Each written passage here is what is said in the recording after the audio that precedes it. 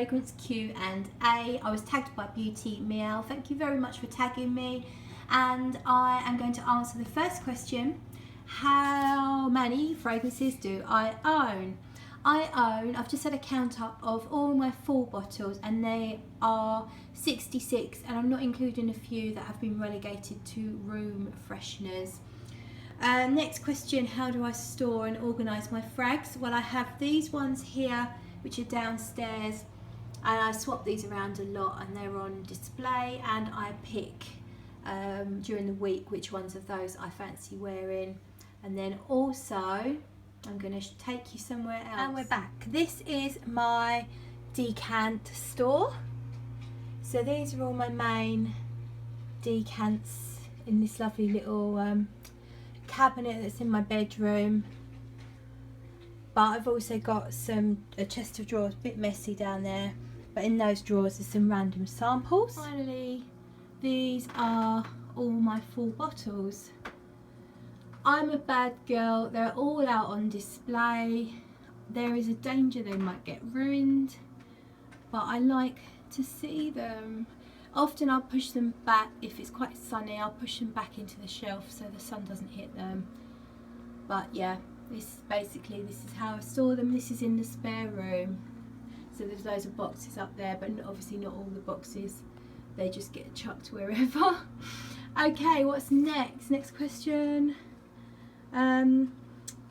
Okay, I'm not doing this in order because while I'm here, what are my favourite fragrances? So they're all here, and they are between this and this. So you've got Neroli Portofino, Rome 1963, Zojov Naxos, and Le Plus Beau Jour de ma Vie from Galan. I can't really say what's my absolute favourite out of those. It might be this one because I hankered after it for quite a long time and it's my most expensive, so that answers another question on the list. What's your most expensive? I actually paid £225 for this 60ml bottle. So that's definitely my most expensive. The rest of my fragrances are almost all second-hand, bought on eBay or from other fragcom people.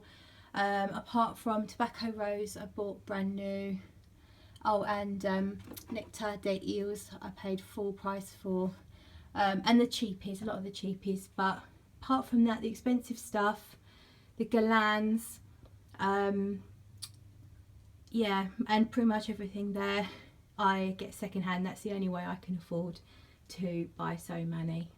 Okay, so back with the questions. So my newest fragrance is a Frangipane from Chantical. I got that on eBay as a bargain, paid about £23, and new in the shops it's I think like 130-ish, so that was a proper bargain. I'm really happy with that one.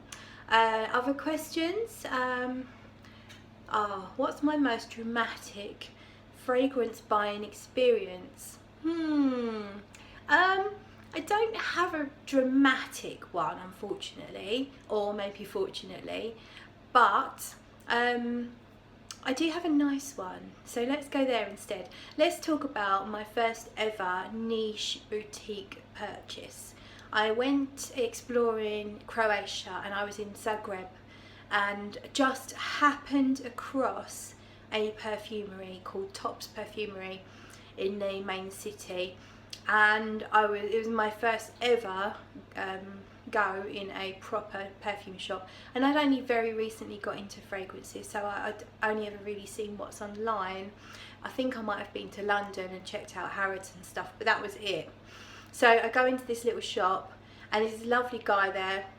I can't remember his name, but it began with an R, and basically, because I didn't even know what notes I was into, what kind of fragrance I really liked, but I was really interested in exploring different stuff and trying to figure that out. So he'd let me spray loads and loads of different stuff. There was Parfum de Nicolai, Agonist, they had the Zerjovs, and an absolute ton of other stuff. Sorry, I've got to change hands. I'm too lazy to set up this phone properly, so let's change hands. Anyway, it was really, really nice, and I decided that I was going to make a purchase. I went away and I was pretty sure it was going to be Agonist Infidels. He'd let me spray it all around here, loads of it, and then when I went back, he was really lovely, and then he kind of took me into buying a Parfum de Nicolai one. I think it was Vanille Intense, but that was somewhere in a storeroom. You had to go find it, so he walked me over to this lovely cafe, sat me down, bought me a coffee, and I sat there and waited while he searched out his storeroom, and then eventually came back and told me he'd found it. And then I bought the 2 fragrances, and that was my first ever niche purchase, and it was in the beautiful city of Zagreb, a really, really nice shop with an amazing, I think he was the owner of the shop, but it's just a lovely experience. So not dramatic, unfortunately, but it was nice. It was very nice. So that's that one. Swapping hands again. And the next question is, so we've done the most expensive, that was Le Plus Beau Jour de ma vie. Favourite store, so let's say Top's Fragrances in Zagreb is my favourite store, only because I loved it so much. However, I haven't been back because it's a little far away. I love Les Senteurs in London. The service is excellent, the choices are amazing. You can get samples of everything, it's brilliant. Really, really like Les Senteurs in London, so we'll go with that one. Least favourite fragrance, and this is difficult for me. I'm quite fussy, you see, and I get really annoyed when fragrances smell the same as everything else, and I've been getting really pissed off with that note of ambroxan that is prevalent these days in men's perfumery. So I don't know, I don't want to say, I'm thinking about saying Sauvage, but I don't want to get lynched.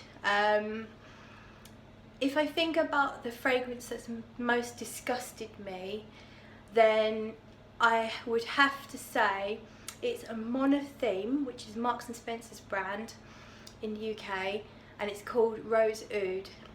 I had a really bad experience with that.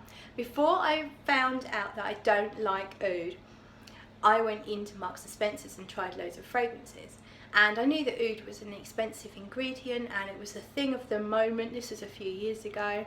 So when I smelled Rose Oud, I thought it smelled really nice, and I decided to wear it because I'd deliberately gone out with nothing on because I was going to wear the fragrance I liked the most. So I covered myself in Rose Oud, probably 7 or 8 sprays, and I thought it was quite nice for the first 5 minutes, and then something took hold of me and made me want to scratch my skin off. I started to feel nauseous. I felt grossed out. Sorry, this is so wobbly, I'm so bad.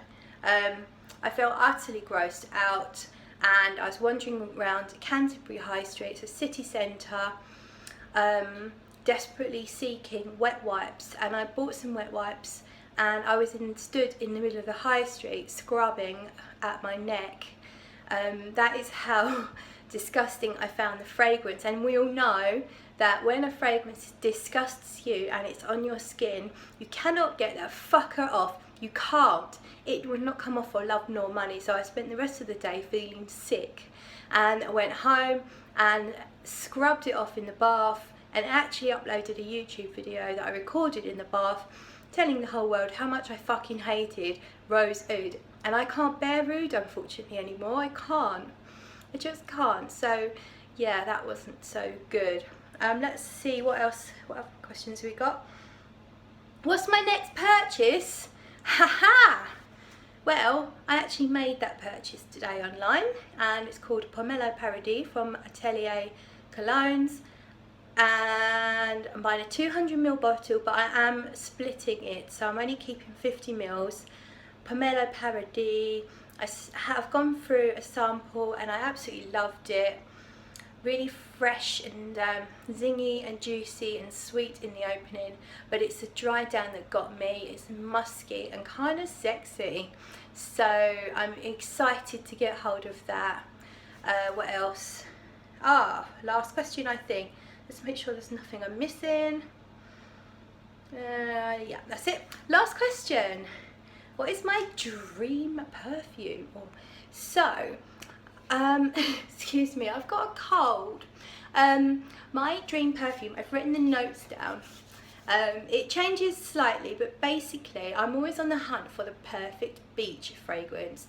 So I want white florals that are creamy, exotic and heady, but they don't overtake the whole thing.